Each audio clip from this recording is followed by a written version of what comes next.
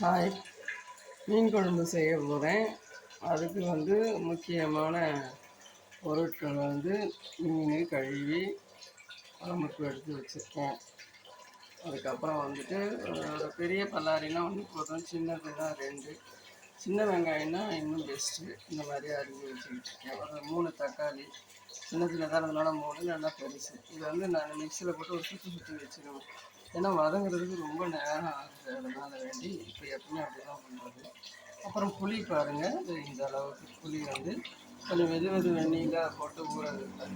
நமக்கெல்லாம் ஈஸியாக முடியணும், அது கழண்ட வழியெல்லாம் தான் நம்ம செய்வோம். அப்புறமா கல் உப்பு இருக்குது, அதான் மெயின். அதுக்கப்புறம் எண்ணெய் தாளிக்கிறதுக்கு, கடுகு, வெந்தயம், கருவேப்பிலை இவ்வளவும் வேணும். இந்த பாருங்கள், புளியை கரைச்சி இன்னொரு தடவையும் நல்லா வடிகட்டியிருக்கேன். ஏன்னா இந்த திப்பி குழம்புக்கு நடுவில் வந்தாலாம் கஷ்டமாக இருக்கும். ஸோ அதில் வச்சுருக்கேன். இப்போ இதிலையே நான் அரைச்சி வச்ச மிளகாய் பொடி ஏற்கனவே வீடியோவில் போட்டிருக்கேன்னு சொல்லியிருக்கேன். இது ரொம்ப காரமாகவும் இருக்காது, அதனால் கொஞ்சம் நிறைய போட்டோம்னா குழம்புக்கு திக்னஸ் கிடைக்கும். அதுக்கு பிறகு மஞ்சப்பொடி கொஞ்சம் நிறையவே போடணும், அந்த மீன் குழம்புல இருக்கிற நீச்சு நாத்தத்தை எடுக்கும், அதனால் அப்படியே போட்டுட்டேன். உப்பு 2 ஸ்பூன் எடுத்து வச்சேன், கல் உப்பு, அதையும் அப்படியே போட்டுடுறேன். இதில் ஒரு இது என்னன்னு சொன்னால், நீங்கள் கரைச்சி பார்த்துட்டு வாயில் விட்டு பார்த்து கடைசியில் காரம் கம்மியாக இருந்தால் போட்டுக்கலாம், உப்பு கம்மியாக இருந்தாலும் போட்டுக்கலாம். இது எங்கள் அம்மாலாம் இப்படி தான் வைப்பாங்க, எங்கள் அம்மாவும் இப்படி தான் வைப்பாங்க. ஸோ இதுதான் எனக்கு ஒரிஜினல் மீன் குழம்புன்னு தோணும். சில பேர் இஞ்சி அந்த பூண்டு இது பண்ணி அதை போடுவாங்க. மேபி அது டேஸ்ட்டு டிஃப்ரெண்ட்டாக நல்லா தான் இருக்கும். அதேமாதிரி பெருஞ்சீரகம் மசாலாவில் அரைச்சி அதை போடுவாங்க, அந்த ஸ்மெல்லும் தெரியும். அதனால் இதுதான் ப்யூராக அந்த மீன் குழம்போட அந்த வாசனை, அந்த மீனோட வாசனை ஃபுல்லாக இருக்கணும்னு சொன்னால் எனக்கு இதுதான் தோணும். இதில் தான் அந்த ஃபுல்லாக மீன் குழம்பு. மற்றது போடும்போது அந்த வாசனையும் இதில் இந்த மீன் குழம்போட ஒரிஜினல் வாசனையை அடிச்சிடும்னு எனக்கு தோணும். எண்ணெய் கொஞ்சம் நிறையவே ஊற்றிக்கலாம். இப்போ மீன் குழம்பு, கருவாட்டு குழம்பு, வத்த குழம்புக்கெலாம் கொஞ்சம் எண்ணெய் நிறைய ஊற்றணும், அப்போ தான் டேஸ்ட்டாக இருக்கும்.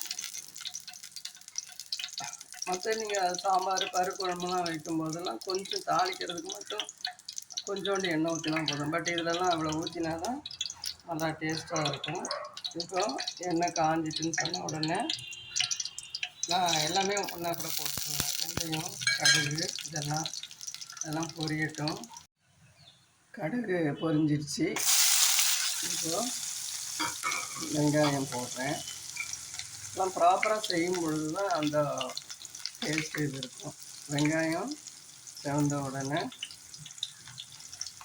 இந்த தக்காளி அரைச்சி வச்சுருக்கோம் பார்த்தீங்களா, அதை போடணும்.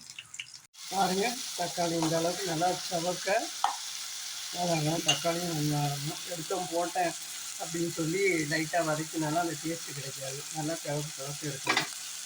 அப்புறம் இப்போ கருவேப்பிலை போட்டுக்கலாம். பண்ணிட்டு இப்போ ஊற்றி வச்ச